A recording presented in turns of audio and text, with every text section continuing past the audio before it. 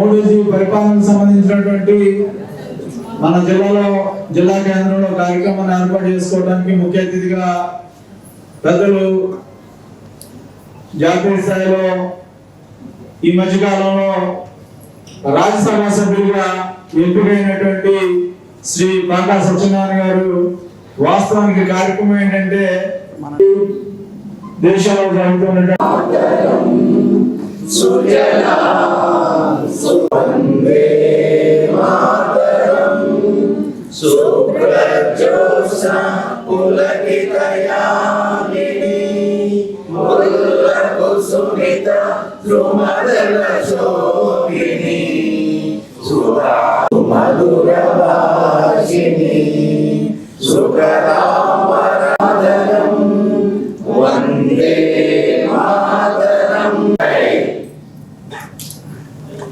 మోడీ గారి యొక్క పరిపాలన ప్రజలకు ఏ విధంగా వెంకట సత్యనారాయణ గారితో పాటుగా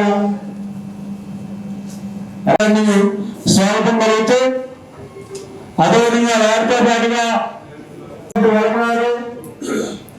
అదేవిధంగా ఈ కార్యక్రమాన్ని సభ్యులు నాకంటి శ్రీనివాస్ గారు ఈ కార్యక్రమాన్ని ఉద్దేశించి కార్యక్రమం స్వాగకృష్ణ ఎక్కడన్నా మన అతిథి సోదరుడు గంగా కిషోర్ గారు మాట్లాడతారు. ఈ కార్యక్రమ అధ్యక్షులు అదేవిధంగా రాజు గారికి అంబికా కృష్ణ గారికి ఈ కార్యక్రమ జిల్లా 5 సంవత్సరాలలో మన భారతీయ జనతా పార్టీ అధికారంలోకి వచ్చే నిర్ణయాలు అది సాధించిన ప్రగతి ఏదైతే ఉందో అది సాధించాలో అభివృద్ధి వైపు అడుగులు ముందుకు వేస్తూ అన్న విషయాలన్నీ కూడా మనందరం ఈ రోజు ఒకళ్ళతో ప్రస్తుతం మనం అమృత కాలంలో ఉన్నాము. అంటే 2047కి మనం 100 సంవత్సరాలు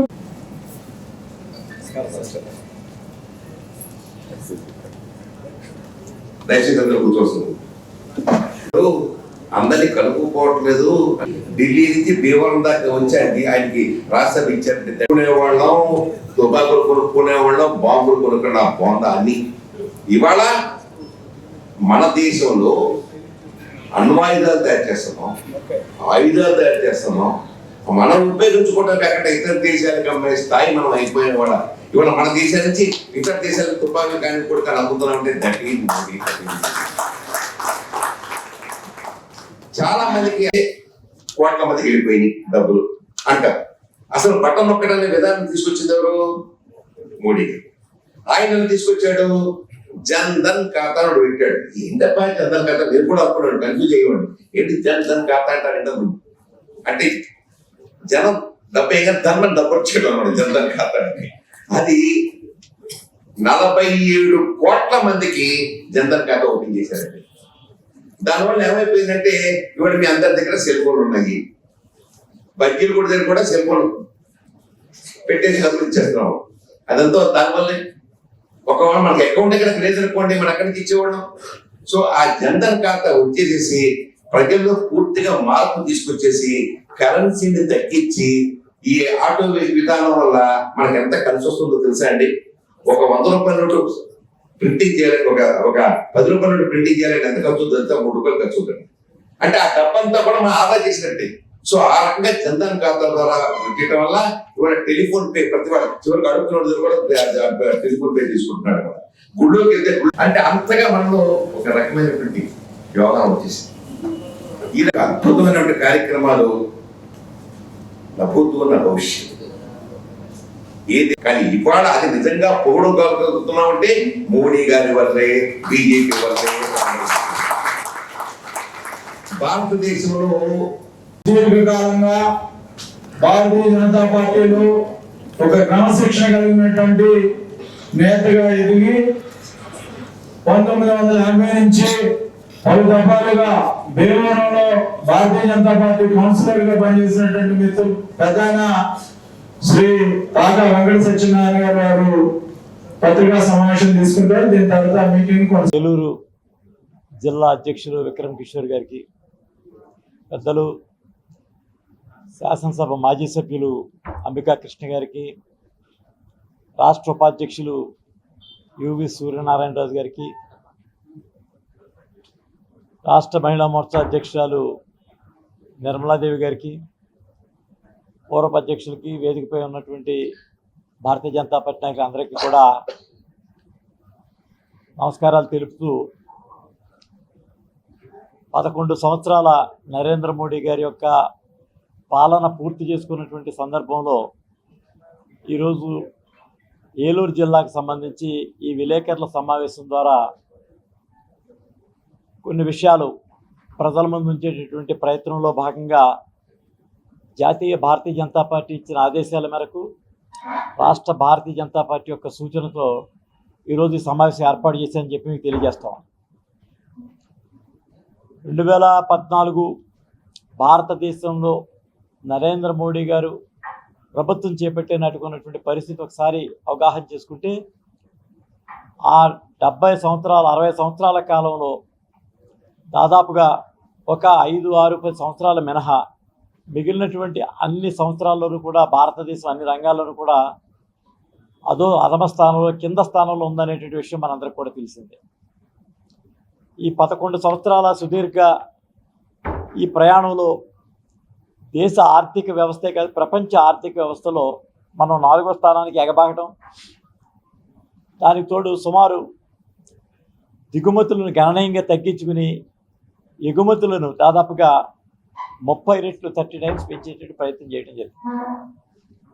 ఈ యొక్క వరవడిలో దేశానికి సంబంధించినటువంటి 3 విషయాలు: 1 ఆంతరంగిక అభివృద్ధి, 2 ప్రపంచంలో భారతదేశానికి ఉన్నటువంటి స్థానము, 3 ఈనాడు ప్రపంచం ఎదుర్కొంటున్నటువంటి తీవ్రవాదము, అశాంతి. ఈ 3 విషయాల మీద నరేంద్ర మోడీ గారి ప్రభుత్వం పూర్తి స్థాయి తన యొక్క సామర్థ్యాన్ని చూపించడం మనందరం కూడా తెలుసుకున్న విషయమే. ఈరోజు విభజనకు ముందు, భారతదేశ విభజన తర్వాత ఆర్టికల్ 370 ప్రవేశపెట్టడం, ఆ ప్రవేశపెట్టేటువంటి సందర్భంలో కాశ్మీర్లో ఉగ్రవాదులందరూ కూడా చెలరేగేటటువంటి ప్రయత్నం, అది దాదాపుగా దక్షిణ భారతదేశం దాకా కూడా తీవ్రవాద కార్యకలాపాలన్నీ కూడా మన దగ్గర రావడం జరిగింది. దానికి ప్రత్యక్ష ఉదాహరణ ఉమ్మడి ఆంధ్రప్రదేశ్లో హైదరాబాద్లోని మనం గోకుల్ చాట్లో మందు పేలేటటువంటి పరిస్థితి నుంచి ఆఖరికి ఏలూరు సమీపంలో ఉన్నటువంటి తాడేపల్లిగూడెంలో కూడా బాంబులు పేలినటువంటి విషయం కూడా మనం గతంలో చూడటం జరిగింది. ఈ రకమైనటువంటి దుర్భరమైనటువంటి పరిస్థితి నుంచి ఈ తీవ్రవాదాన్ని అదిమిపట్టేటటువంటి ప్రయత్నంలో 2 రకాల ప్రయత్నాల్లో నరేంద్ర మోడీ గారి ప్రభుత్వం అత్యద్భుతమైనటువంటి ప్రతిభను ప్రదర్శించడం జరిగింది. 1 బహిర్గత శత్రువులు, 2 అంతర్గత శత్రువులు. అంతర్గత శత్రువులు నక్సలైట్స్, బహిర్గత శత్రువులు తీవ్రవాదం. వీరిరువురికి కుదిరినటువంటి ఒప్పందాలు, విచ్ఛిన్నకర శక్తులతో కుదుర్చుకున్నటువంటి విషయాలు, ఆయుధాల మార్పిడి దగ్గర నుంచి అదే రకంగా ఆర్థిక వనరులు సమకూరే వరకు కూడా మీరందరూ కూడా ఒక మాట మీదకి వచ్చి భారతదేశం యొక్క స్థితిగతులను పూర్తిగా అధ్యయనం చేసి దాన్ని పూర్తిగా నాశనం చేసేటటువంటి ప్రయత్నం చేస్తూ ఉన్నారు. మనకి ప్రత్యక్ష తార్కాణం భారతదేశంలో పెట్టుబడి పెట్టడానికి ఐరోపా ఖండం నుంచి ఎవరు కూడా వచ్చేటటువంటి పరిస్థితి లేదు. ఇక్కడ పెట్టుబడి పెడితే తీవ్రవాదుల మూలంగా వారికి అనేక రకాలైన ఇబ్బందులు ఉంటాయని, దానివల్ల అనేక నష్టాలు ఉంటాయనేటువంటి విషయం మీద వారెవరూ కూడా మనకి పెట్టుబడి పెట్టే పరిస్థితి. మోడీ గారి ప్రభుత్వంలో అతి గొప్ప పనితీరు ఏంటంటే, కరోనాకి ప్రపంచంలో ఉన్నటువంటి అన్ని దేశాలు విలవెల్లాడితే భారతదేశం ఒక్కటి కూడా స్వశక్తి మీద ఆధారపడి తన యొక్క స్థానాంతాన్ని నిలుపుకుంది. అదే కాకుండా సాంకేతిక పరంగా జరిగినటువంటి విషయాల్లో అంతవరకు మనకు ఉన్నటువంటి ఈ విదేశీ టెక్నాలజీ మీద ఆధారపడేటటువంటి విషయాన్ని పూర్తిగా తగ్గించి ఒక నిర్ణయం తీసుకున్నారు. Make in India, made in India అనేటటువంటి ఒక పాలసీ. దిగుమతులను నిరోధించడం కోసం భారతదేశం యొక్క సాంకేతిక రంగాన్ని అభివృద్ధికి నరేంద్ర మోడీ గారి ప్రభుత్వం బాటలు వేస్తే ఈనాడు సుమారు 28 దేశాలు అంతరిక్ష రంగ ఒప్పందం భారతదేశంతో చేసుకోవడం జరిగింది. దీనికి గల కారణం ఏంటంటే, అంతరిక్షంలోకి వెళ్ళేటటువంటి నౌకలకి కొన్ని వేల కోట్లు, లక్షల కోట్లు పెట్టుబడి అయితే భారతదేశంలో దానికి సంబంధించిన టెక్నాలజీలు, అందులో 10వ వంతుతో మనం మన యొక్క యుద్ధ నౌక, మన యొక్క శాటిలైట్ని అంతరిక్షంలో మనం పంపినటువంటి పరిస్థితి మనతో కూడా చూసాం. కాబట్టి ఈ కెపాసిటీస్ అన్నీ కూడా నరేంద్ర మోడీ గారి ప్రభుత్వం వచ్చిన తర్వాత వారు తీసుకున్నటువంటి నిర్ణయం మేరకు ఈ యొక్క కెపాసిటీస్ అన్నీ కూడా జరిగినాయి. దీనికి తోడు రక్షణ రంగం, ఈరోజు రక్షణ రంగం ఎగుమతులు భారతదేశం ఆధారంగా జరుగుతున్నాయి. మొన్న జరిగినటువంటి ఆపరేషన్ సింధూర్ దాని ఒకసారి నిశితంగా పరిశీలన చేసినట్టయితే ప్రపంచమే నివ్వెరపోయింది ఆపరేషన్ సింధూర్ని చూసి. సింధూర్ చేసేటటువంటి ఆపరేషన్ని యూరోప్ దేశాలు ముఖ్యంగా గమనించినటువంటి పరిస్థితి ఏంటంటే, శాటిలైట్లో వదిలినటువంటి ఈ యొక్క ఎక్స్ప్లోజివ్స్ ఏవైతే ఉన్నాయో వాటిని టార్గెటెడ్ పాయింట్స్లోకి తీసుకువెళ్ళి వదిలేసి, అంటే జనవాసాల్లో వండుకున్నటువంటి తీవ్రవాదులను గుర్తించడం, గుర్తించినటువంటి తీవ్రవాదాలని అక్కడే వాళ్ళని నేలమట్టం చేయడం. ఇది చాలా అద్భుతమైనటువంటి టెక్నాలజీ. దీనికి రాడార్ బేస్ కూడా కాదు, చాలా అడ్వాన్స్డ్ టెక్నాలజీ. ఈనాడు ప్రపంచం, యూరోప్ అంతా కూడా దాని గురించి ఆలోచన చేస్తాం. యూరోప్ సంబంధించినటువంటి విషయాల్లో ఈనాడు మళ్ళీ మన కోసం ప్రత్యేకమైనటువంటి ఒప్పందాలు వాళ్ళు చేసుకోవడం జరిగింది. మన దగ్గర ఉన్నటువంటి రఫేల్, మనం దిగుమతి చేసుకున్నటువంటి రఫేల్ మన యుద్ధంలో మనం దాన్ని వినియోగించడం, దానికంటే కూడా మన సొంత సాంకేతిక పరిజ్ఞానంతో తయారు చేసేటువంటి బ్రహ్మోస్ చాలా అత్యద్భుతమైనటువంటి ప్రతిభ కనపరిచింది. నిన్న కాక మొన్న పాకిస్తాన్ మీడియా ఆ విషయాలన్నీ కూడా బయటపెట్టడం జరిగింది. తమకు జరిగినటువంటి నష్టం బయటికి చెప్పుకోలేనటువంటి పరిస్థితుల్లో వాళ్ళందరూ కూడా పూర్తిగా దెబ్బతిన్నటువంటి పరిస్థితి మనం చూస్తూ ఉన్నాం. కాబట్టి ఈ రకమైనటువంటి అభివృద్ధి అంతా కూడా ఒక పక్కన జరుగుతూ ఉంటే, కాంగ్రెస్ పార్టీ దీనిపై దుష్ప్రచారం ప్రారంభించింది.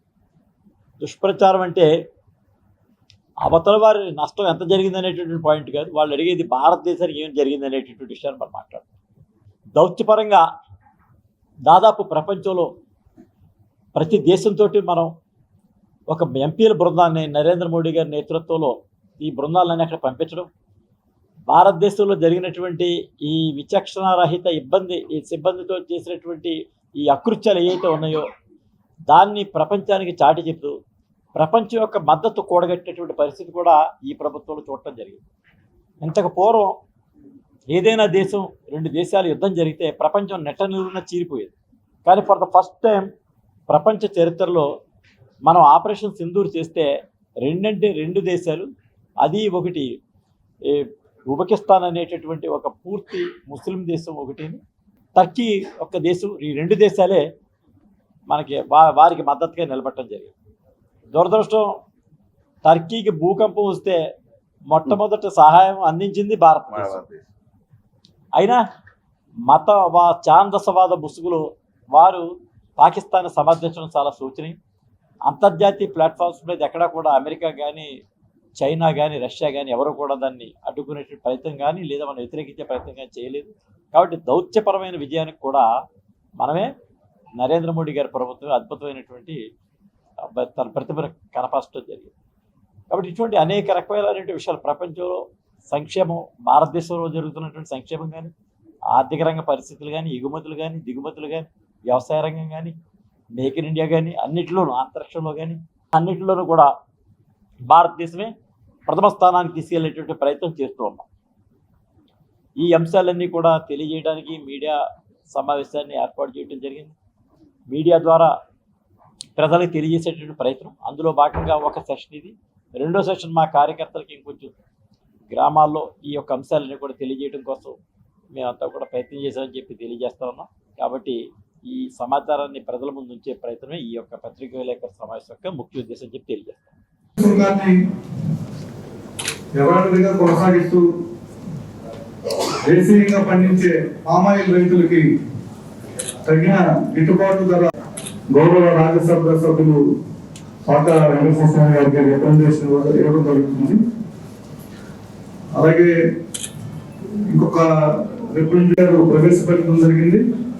మనకి వైజాగ్ నుంచి వెళ్ళే వందే భారత్ ఎక్స్ప్రెస్ ని ఏలూరు కోర్సు ఈ రెండు రిప్రజెంటేషన్లు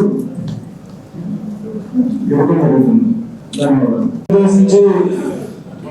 రాష్ట్ర ఉపాధ్యక్షుడు శ్రీమంగారు, భారతీయ జనతా పార్టీ ఏలూరు జిల్లా అధ్యక్షులు, సమావేశానికి ముఖ్య అతిథి SMR వారి ప్రశాంత్ రియల్ ఎస్టేట్స్ రూపంలో అదృష్టం మీ ఇంటి తలుపు తడుతోంది.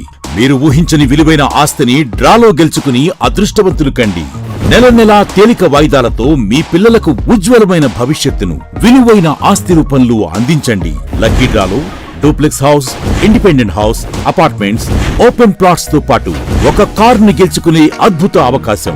ఈ స్కీమ్ లో చేరి మిమ్మల్ని మించిన అదృష్టవంతులు ఎవరూ లేరని నిరూపించండి. 1వ నెలలో 5 ఓపెన్ ప్లాట్స్, ఒక హోండా అమేజ్ కార్. 2వ నెలలో 5 ఓపెన్ ప్లాట్స్, ఒక టయోటా ట్రైజర్ కార్.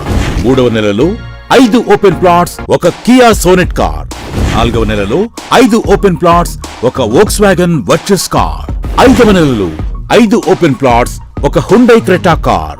6వ నెలలో 3 డూప్లెక్స్, ఒక విల్లా, 9 2BHK అపార్ట్మెంట్లు, ఒక స్కోడా స్లావియా కార్ను గెలుచుకోండి. పథకం యొక్క లాభాలు: ప్రతి నెల 2వ ఆదివారం డ్రా తీయబడి లక్కీ డ్రాలో ప్రాపర్టీస్ పొందిన వారు తరువాతి నెల నుండి సొమ్ము కట్టనవసరం లేదు. ప్రతి సభ్యునికి గ్యారంటీగా ప్రాపర్టీ లభిస్తుంది.